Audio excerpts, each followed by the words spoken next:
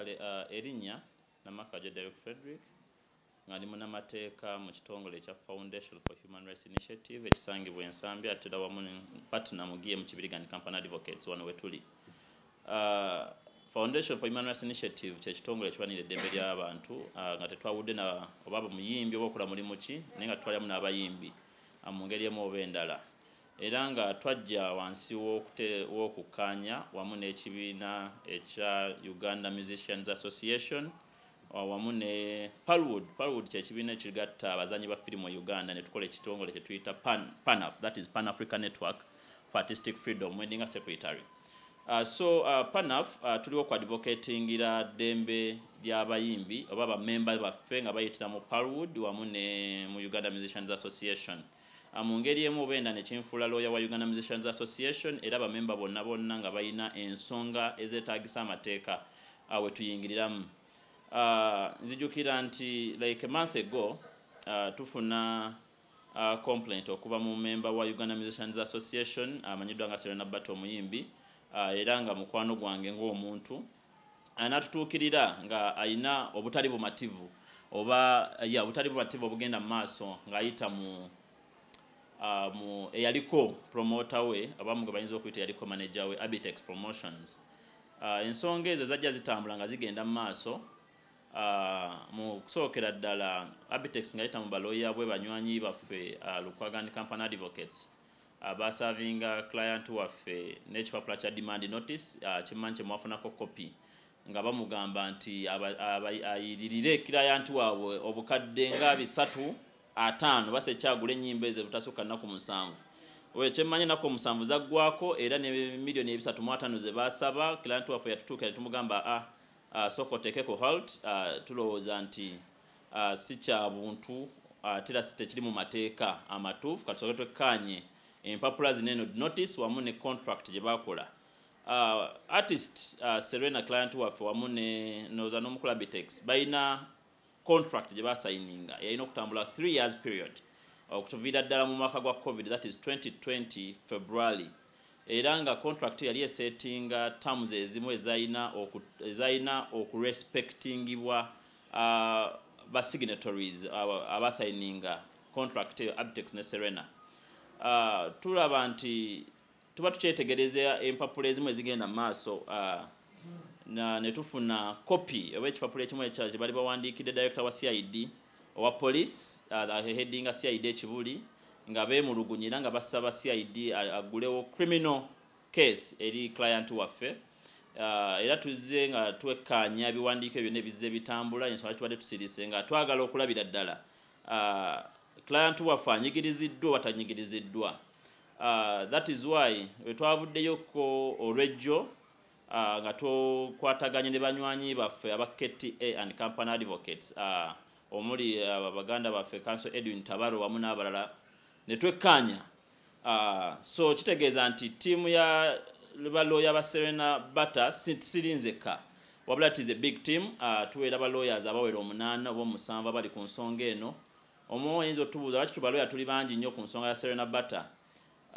Ensonga eno bwe tujja mu music industry oba mu creative industry ba artists banyigiriziddwa nnyo nga aba manager ne ba promoter banyigiriza nnyo ba artists. Osanga ba artists abasinga kye basinga okufaako ti celebrity life naye ne batafa ku terms ebizibira mu contract, how do they benefit okusasulwa bafunamu batya mu copyright music waabwe ne mu ngeri emu oba endala. So timu nene ey'abalooya eyo we twavuddeyo ne tusoma contract eyo in details ne twavuddeyo ne tukkaanya nti osoma ekipapula kye twafulumiza nga tuyita mu office za KTA and Company Advocates ziraga nti Serena Bata si yalina n'okulooperwa wabula yalina okuloopa omukulu Abtex nti even before nga Abtex tanaba kuvayo gamba Serena Bata ya breaching agreement.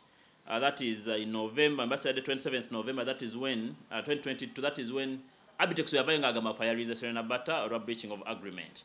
Never chitugamba nti Serena Bata yalina okuvayo okulopa Abtex.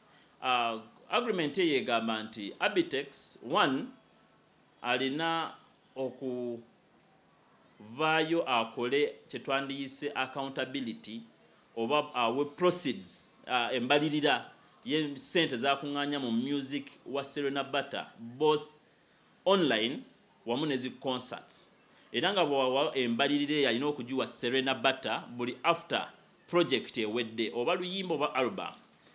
Tusinga otegeerako nti teri mbalirira Abtex yali awadiddeko Serena Bata for a period of 3 years. Eyo kwe kusookera ddala. That is a breach of an act that amounts to breach of a contract oba breaching a contract.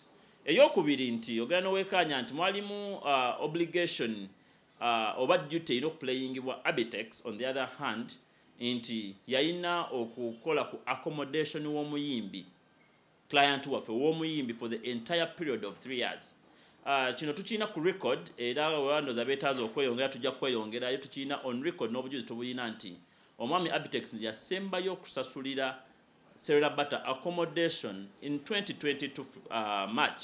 That means that from March to date, paka agreement weddeko mu mwaka guno mu February 2023.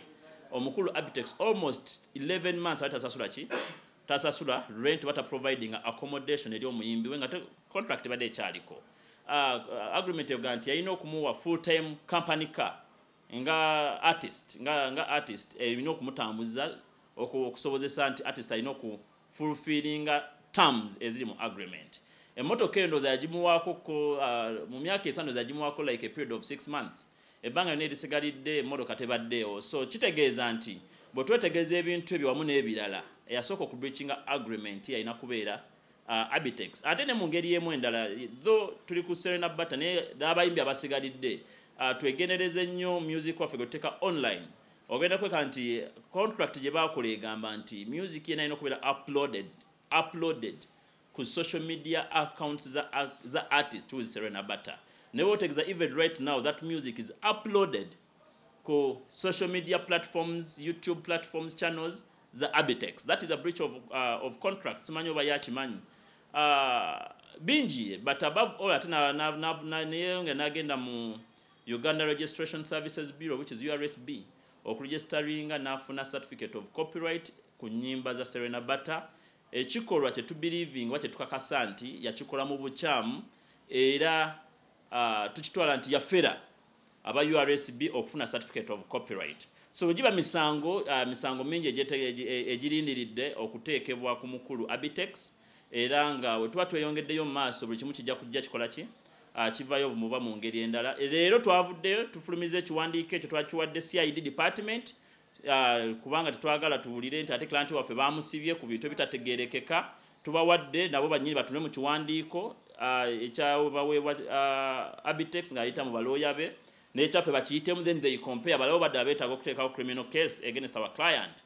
Era n'olwaleero oba enkya tugenda kufulumya ekiwandiiko kyonna very soon nga kigenda mu banywanyi baffe aba Lukwagan Company Advocates. Ate era tuli beetegefu okugenda maaso mu URSB okugipetitioninga esazeemu certificate of copyright. Mukulu Abtex zagamba nti owning that particular music kyetugamba nti yazifuna mu bukyamu.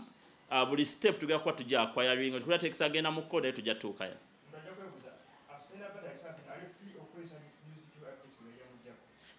Mateeka sijagamba nti ali free omukozesa lwa nsonga nti waliwo yafuna certificate of copyright mu bukyamu yazifuna mu bukyamu naye ate era tulina okukitegeera nti mu contract gye baakola mulimu akawaira akagamba nti the artist shall retain her intellectual property rights. Akawaira ako mwekali oba muzzemu okwetegerezaamu kitegeeza mu bufuuti nti Serena Bata yasigaza rights ze eri music oyo yenna gwe balistinga wansi. Omuntu alina rights eri that music kitegeeza nti waddembe okuyimba n'okukozesa ennyimba ezo nga waba ayagadde unless kasita wabeerawo terms endala ezimugaana oba limitations ezimugaana ng'ate ziri clearly expressed and written. Essaawa eno omusango gukyagenda mu maaso tumanyi okubeerawo na safer side tutera okugamba abantu baffe nti katugende mu maaso. Let's proceed to court. Tulabe naye era kyetulina okumanya nti tewali court order yavuddeyo mugaana nga Serena Bata kuyimba music wadde mogenda maaso n'okuyimba music ate amugana proceeding ayimbe music nga naffe tutekinga our legal steps okulaba nga tuchallenginga the fraudulently obtained certificate of certificate of copyright ze yafuna mu bukyamu era mu bulimba oba mu ngeri etali y'amateeka. sebo awo nyini wogoto mudde mami Abtex wandike byafuma ne bakanso zo bale baroyabe agamba nti yali ya myaka gyonna gye yasayininga Serena Bata alina project ze yamukolera nga spending sente ezo songwriter amuwadde producer amuwadde video directors abawadde ye sente endowooza zayagala yali ataddemu mu agreement eyo mwenga mwe baroya ba Serena Bata omwatuluddemu ennyimba ze baali balina okukola mu eyo period zezo oba waliwo n'ennyimba endala mwami Abtex zabadde atannakolera bw'aba awulira nti zisente zayagala nja kukiddamu nga ŋŋamba nti okusookera ddala teri sente zabanja Serena Bata yali afulfiringa obligation ye mu contract nti wekuba kutuusa music eri muyimbi ajja mumutuusaako then amupromoting okumuleetera omuyimbi n'amuyimba tekitegeeza nti music abeera wuwo weyavayo mu demand notice yagamba nti ayagala $350,000 olwenyi lwa Serena Bata artist waffe okuyimba ku show zatamanyiiko bwe kiba nga kitegeeza nti ayagala $350,000 ng'ate naffe tukimanyi bulungi nnyo nti shows zonna zeyatwalangako Serena Bata okuyimba teyamusasuladde n'ekikumi naggambe nga njogera nti waliwo tamu mu contract gye baakola egamba nti Abtex ayina okwanjula embalirira ya ssente zaafunye mu music Serena Bata gw'aba ayimbye nga project ye yewedde weruba luyimba nti singa nsoke nga luwedde alina okujagamba nti tulufunyemu ssente bweziti era weba nti concert tibagibuukinze nti abukadde bubiri alina omuga nti obukadde bubiri bwe buno bwe bavako eyo step waliwo akawera akagamba nti omuyimbi ajja kubako ne 40% Abtex abe ne 60%. Kitegeeza nti tosobola kutuuka ku 40% na 60% nga Abtex tataddewo mbalirira yaki ya ssente ukyanga bayimba oba batandika kuyingira mu contract eyo Abtex Serena Bata tafunangako 40% zayina kufuna nga muyimbi okuva muki yandibadde manager we Abtex ate ebintu bibiri tulina obyawula nti no tulina promoter and a manager bantu banjawulo obligations yayina okukola nga promoter waba yazikola ate za manager yazikolako kyekibuuzo kyo tulina okugira so ffe tugamba nti waba uli ayaga $350,000 naba tusobola okuddayo ekyo kituwa ekifaananyi kituyambako nga balooyo okugamba nti kitegeeza nti Abtex yali asobola okufuna $350,000 mu myezi 3 that is November, December and January gyagamba nti no Serena Bata yayimba ku show zatamanyi okay waba yayimba ku show zatamanyi nga asobola okufuna $350,000 mu myezi 3 kitegeeza nti mu mwaka okuba mulimu emyezi 12 yali asobola okufuna ssente ezisukka mu billion okuva mu muyimbi omu yatuyambe n'atuwa embalirira y'essente gy'abadde afuna kati kitegeeza nti mu myezi 3 wabadde asobola okufuna $350,000 40% ya client waffe eriwa from the 350 agituwe because okuba bayingira mu contract from 2020 tamuwangako 40% kitegeeza nti $350 million bwogera nga multiplyinga okola emyezi 12 oli mu like 1.1 billion ng'ozigaseko neziva mu online tuli mu 1.2 billion so mu 1.2 billion wabanga asobola zikola in a year nga Abtex nga ziva mu music wa Serena Bata 60% yalina okutwala yeyo gye yalina okwesasulamu ssente zandibadde nga atadde mu kugula oluyimba mu production zirina kugira mu 60% n'amagoba ge n'omuyimbi afune 40% so kati naffe tugamba nti atuwe ssente ayinza okutuwa maybe ssente zeyalina okuwa omuyimbi let us multiply 350 million in a year tufune like 1.1 billion by 3 years tufune like 3.3 billion azituwa tumusasuleko 350 million ez'emyezi 3 ezali zikola ki ezali zisembayo mu ngeri emu oba endala naye literally teri ssente zabanja artist okujjako artist okubanja oli ssente ze yandibadde akola ki abanja zatamusasula the 40% teyamuwambalirira mu summary ya ssente zakuŋŋaanyiza teyamuwa accommodation paka contract kuggwako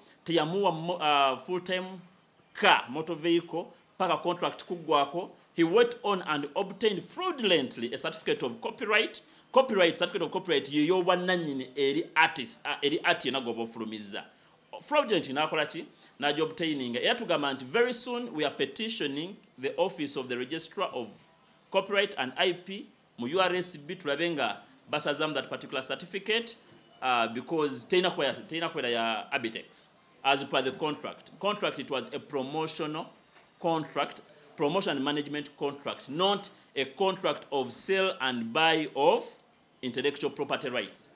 Ezo contract tulina zawula za mirundi ebiri. Mulinako ku copy, I believe. Contract ya promotion and management of an artist. Eyawukana ku contract of sale of IP or copyrights. Simanyi ba mulina contract gye mwalabyeko ng'etambula ng'egamba Serena Bata atunze rights ze eri mu nnyimba. Teriiwo.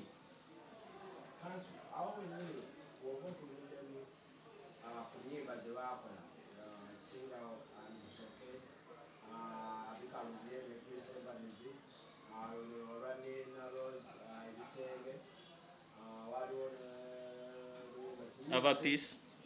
Enyimba ziringa 5.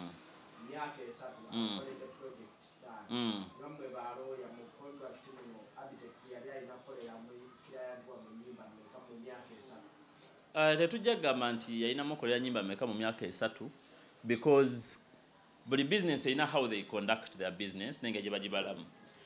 Ojja kwekanga nti waba abala ennyimba zajja kugamba nti awe mankuyeyo hit mu mwaka ejja mutambuza. Tukola ku example eri abanywanyi abala mu music industry, one of the record labels, Swangs Avenue, ejja kusanga omwaka efulumize yazawi like an album oba oluyimba na lumu, sida album ne kuba omwaka. So we can't really be in position okugamba nti yalina mufulumize nyimba bweziti. Wabula okukamuza kezezaako akawa okujjukiramu nti omukulu abagamba nti ezo ennyimba zirinako copyright. Tulinamu ennyimba eziri mu collabo. Bikalubi it is Chris Evans, tulinamu lwe yayimba ne gwe bayita Ava Peace, tulinamu gwe yayimba ziti ne Reggie, ne Nina Rose. So njagala tuba tulina okutegeeza abantu nti abagamba nti copyright weze ennyimba zizenga besingira ku ndagaano ya Serena Bata. Yagezaako okufunako oba n'okugula ze twandiyise IP rights eziva mu abo yakola nabo collabo. Because omukola ne collabo omuyimbi olumanyi bwe tujja mu creative industry, moso IP and copyright, buli muntu ataddemu eddoboozi lye oba ekivuga mu art piece ayinamu asobola okufuna kye tuyita royalties, era ayinamu omugabo mu that particular work. So tuyina Chris Evans alina okufuna ku ssente part of the money okuva mu bikalubi because ayinamu copyright, ayinamu IP, ayinamu interest mu that bikalubi. Other piece ayinamu interest mu oluyimba. So abaga ze nyimba zona afunyeko copyright yagezaako okugula kye twandiyise interest ez'aba abayimbi. Ekyo nakyo kibuzo kiri. Second, abayimbi abo obusanga bikalubi byafuluma simanyi wa Chris Evans yali afunyeeko ku royalties oba ku ssente zonna eziyitira mu YouTube channel y'omukulu Abtex zigendeko ko wa Evans. Bw'abanga teyatunda interest ze nga Evans ayina right okugamba nti neetaaga ssente za maloboozi gange agali mu bikalubye because he's an artist. Ne ba songwriter abamu ogenda kuba producer fana tukimanyi nti ojja mu IP producer alina okufuna royalties eziri mu that particular piece of work. So we tuba twetegereza omusango abayimbi bonna abali abantu abali mu music industry, nsaba case nti tugitwale ngeri very serious nti setting up precedent mu music industry. Egenda kuyamba bangi nnyo abadde beebasa batabitegeera okugamba nti I've been losing out. Wabadde wakozeko collabo kwezizeze ennyimba ne Serena Bata nga tofunangako royalties zo nga producer, nga tofunangako kasente nga gwe fellow artist ali mu oluyimba, era nyina zikuwa. Era bwe tugenda ku YouTube ani aina code efuna sente ezo kuva mu YouTube era zigenda ku account yani. Wandika zigenda ku account ya Abtex. Ngani? That is a question. So njasaba abali ebo n'abasinga ndowooza kati esawa abayimbi okuzuukuka to realize into creative industry, it is a virgin industry regarding with legal framework. Bantu batono nnyo bayinza ogitegeera, but we as lawyers we are available okufuba okulaba nga tuyambako ba artist okutegeera bulungi the creative industry.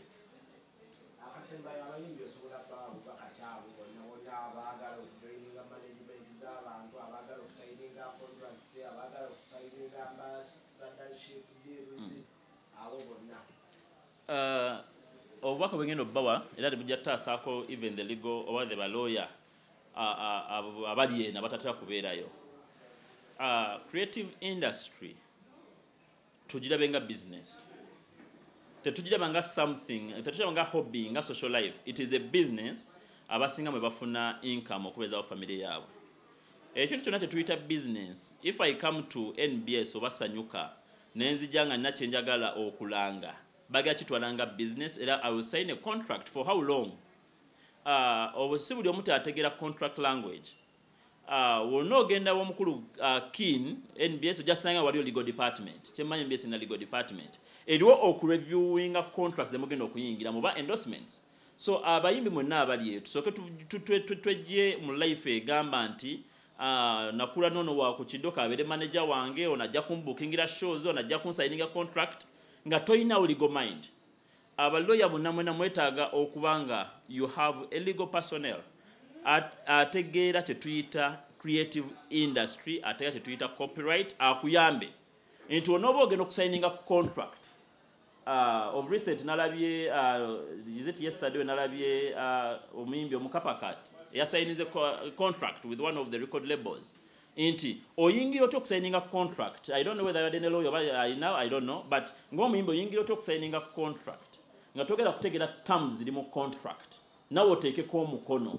At the end of the day olabe nga bagenda kuwa just nyumba oba na motoka oba na makeup center oba na welfare za waka ng'omuyimbi okula ddi.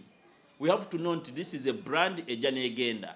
We have to maintain it. Oba ofulumiza oluyimba essaawa eno a contract gy'okoze at least osigaza copyrights zo nti n'oba ovuddewo ng'otudde eri nga bamisearch ng'otudde oluyimba lwe wayimba mu 2000 tulukyasobola okuleetera ki sente because bangi bakyalulaba ku YouTube, bangi balu streaminga live okyasobola okulufunamu ki sente. So omuyimbi yenna ali eyo fuba okulaba nga you engage the services of a lawyer. Abambaga tuli babbeeyi nnyo naye ate tuli babbeeyi nnyo okusinga nga tukujja mu kizibu.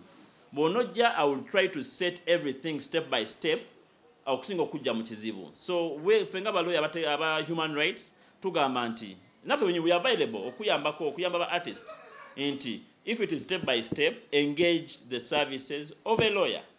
Toyingira contract, toyingira endorsement ogenda okutuuka ogivamu nga tomanyi sente meka z'ofunamu.